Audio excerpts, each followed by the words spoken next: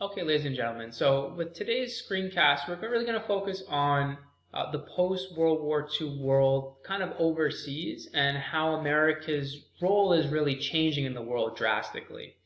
And so really this is the beginning of an era known as the Cold War, which lasts from 1945 to 1989, 1990, depending on where you kind of draw the end of the Cold War. Now, we're really just going to kind of touch on this time period in this screencast. And then later lessons, really after the AP exam, we're going to go into some more depth about really what's happening during the Cold War. But the thing you want to understand here is that after World War II is kind of a game changer for the United States. Domestically, a lot of things change within the United States, and definitely foreign policy-wise, a lot of things change. And America is going to take on a much more expanded role around the world after World War II.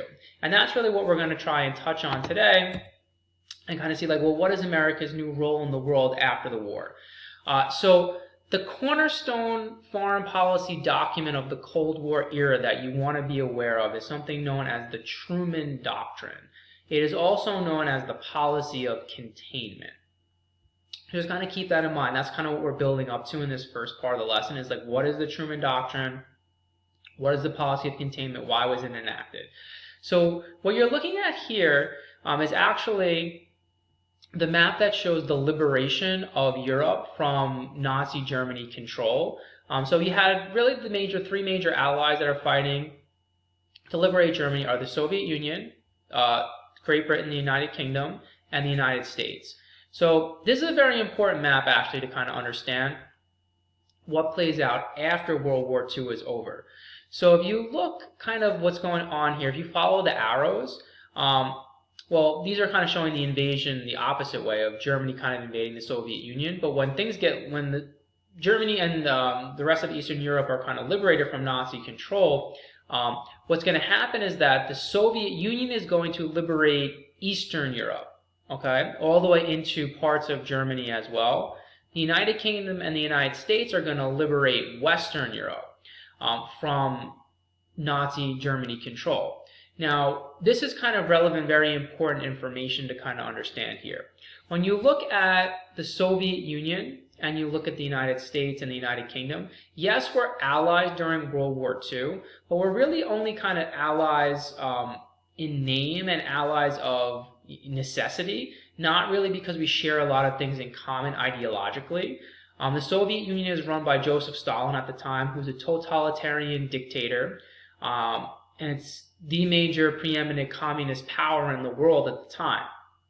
The United States and Great Britain were run by democratic leaders, and economically we're capitalist countries. So there's a lot of differences between the United States and Great Britain and the Soviet Union. So after the war is over, we're not exactly allies in the sense that you would kind of expect allies to be. There's a lot of tension, there's a lot of disagreements between the Soviet Union and the United States and the United Kingdom, and we want very different things after the war.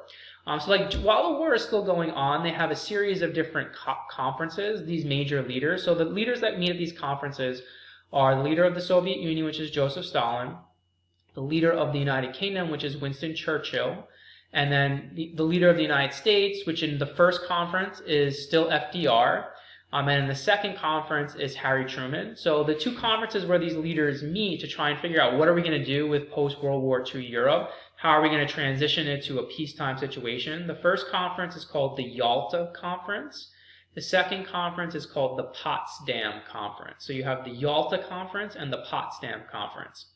And really, they don't see eye to eye on like what they're going to do after World War II is over. The Soviet Union, as I said, liberates Eastern Europe from Nazi Germany control. The United States and Britain liberate Western Europe from Nazi Germany control. What the Soviet Union really wants after the war is they want like a sphere of influence in Eastern Europe. And Stalin kind of calls it his buffer zone. He wants a buffer between himself and Germany because of the aggressiveness of Germany during World War II is the reason that he says. Whether that's his real reason for why he wants it, that's up for you to kind of decide. Now, the United States and Great Britain don't really want that at all. What they want is kind of like free, open self-determination in all these different places in European society. And so like they really can't necessarily figure out or come to a consensus on exactly what to do together, like unified. So instead what they do is they kind of leave the post-World War II transition in Eastern Europe. The Soviet Union kind of takes charge in Eastern Europe, and the other allies of Britain, France, and the United States take charge in Western Europe. And so what that leads to is really kind of a divided Europe. So in 1947, famously, Winston Churchill gives a speech calling what happens.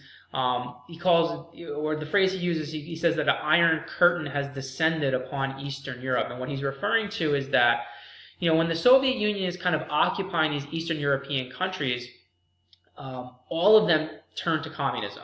And the Soviet Union is overseeing these elections that take place as they all turn to communism. And so what Winston Churchill is kind of saying here is that, like, listen, Europe is being divided now between East and West after World War II. And so, like, very quickly the U.S. and Great Britain kind of pivot, and they see the new enemy as Stalin, totalitarianism, the Soviet Union, and his desire to spread communism throughout the world, and starting with trying to spread it throughout Europe, because Europe is in a very vulnerable position after World War II.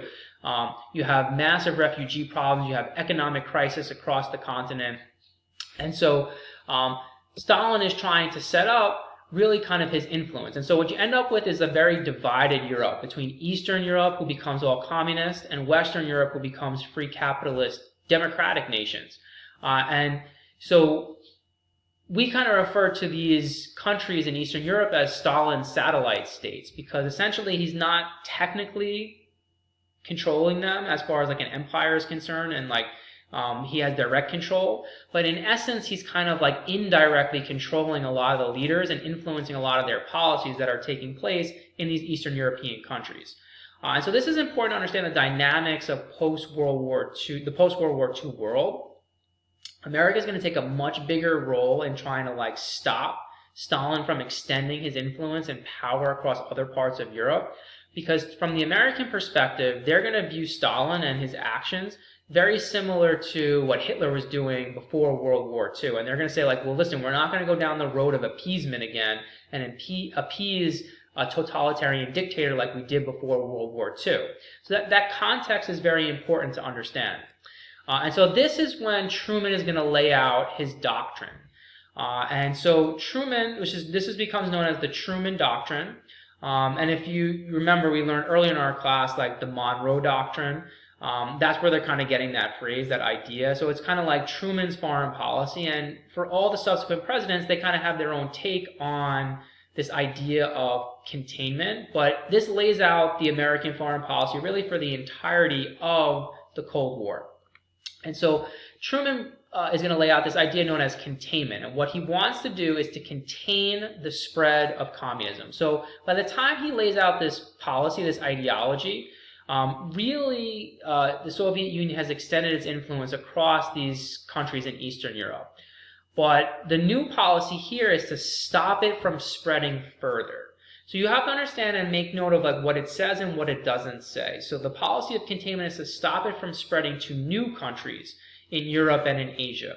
It really says nothing about trying to turn countries that have already become communist to free, democratic, capitalist nations. That's not really the policy here that Truman's trying to throw out to the world. It's just kind of like a defensive strategy to try and stop the spread of communism.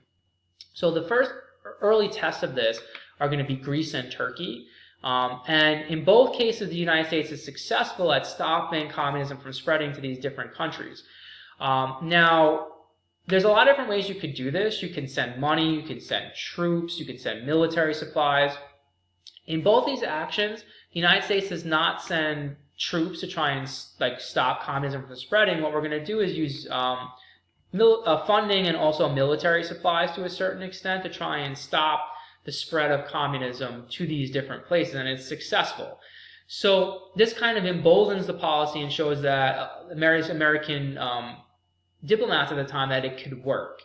Now, the other thing that kind of goes hand in hand with the post-World War II world is this idea of the Marshall Plan. So you have a general who becomes a part of Truman's administration. His name is George C. Marshall.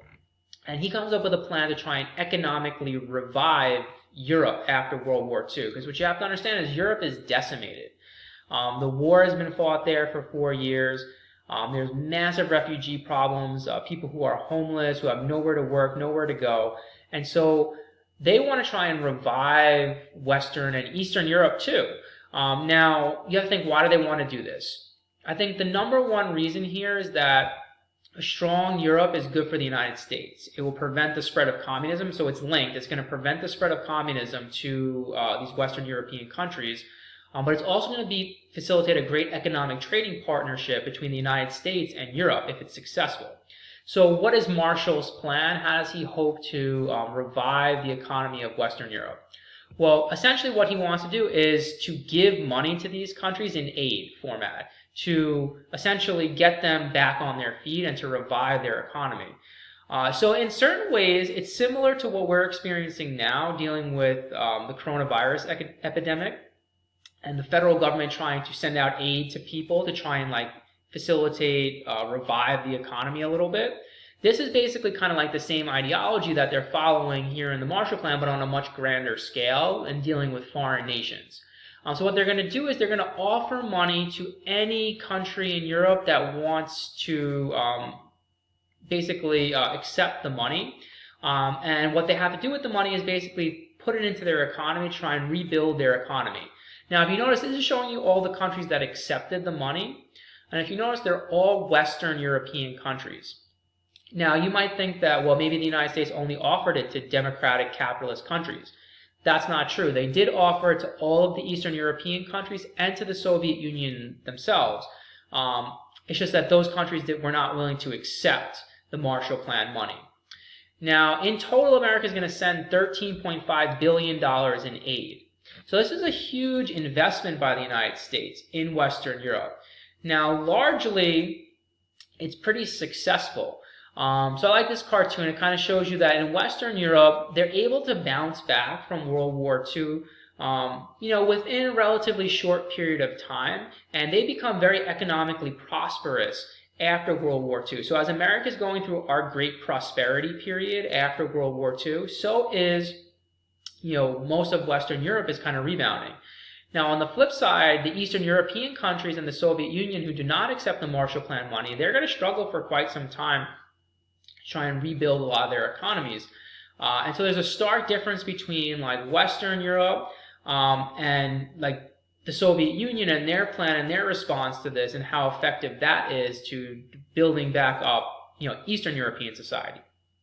Now, the policy of containment, we're really not going to get into too much of the details of some of the examples of how it's tested early on, but it's definitely tested early on. So two of the most famous examples would be the Berlin blockade or the Berlin airlift, where the Soviet Union tries to test the United States to see essentially how far are they willing to go to try and enforce this Truman Doctrine and this idea of containment. And that revolves around the city of Berlin, which is in Germany. The other one is in Asia, which is the Korean War, which breaks out. And that has multiple different factors involved in it. Everything from, North Korea and South Korea who are fighting the war, but also China, who's a neighbor communist country trying to influence Korea to become a communist nation, and the Soviet Union also trying to influence Korea to be a communist nation, and the United States trying to prevent that along with the United Nations. Containment is definitely going to be tested in the 1940s, 50s, 60s, and beyond. So some of the things we're going to talk about a little bit later in the class will be like the Vietnam War, the war in Afghanistan, some of these other examples of containment in action across the world, and how Americans kind of change their viewpoints in certain respects about this idea, but how it kind of stays as a continuity all the way throughout the entire Cold War time period. Okay, guys, we're going to kind of wrap it right there, and we'll kind of go back and take a look at some more domestic stuff in our next upcoming lessons.